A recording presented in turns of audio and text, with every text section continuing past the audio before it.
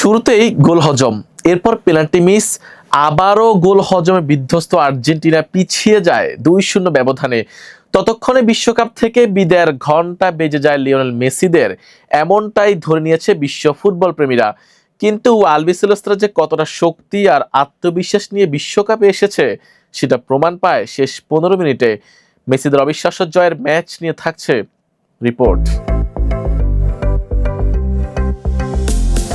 ম্যাচের শুরু থেকেই চাপে পড়ে যায় আর্জেন্টিনা। 15 মিনিটে কর্নার থেকে ইয়াসির ইব্রাহিমের হেডে এগিয়ে যায় মিশর। এরপরই সমতায় ফেরার সোনালী সুযোগ পায় আর্জেন্টিনা। তাগলিয়াফিকোকে ফাউল করায় পেনাল্টি পান মেসি, কিন্তু মোস্তফা সোবাইরের দুর্দান্ত সেভে হতাশ হতে হয় বিশ্ব চ্যাম্পিয়নদের। প্রথমার্ধ জুড়ে একের পর এক আক্রমণ করেও গোলের দেখা পায়নি লিওনেল স্কেলনির শিষ্যরা। বিপরীতে মিশরের গোলরক্ষক মোস্তফা হয়ে ওঠেন অদম্য প্রাচীর।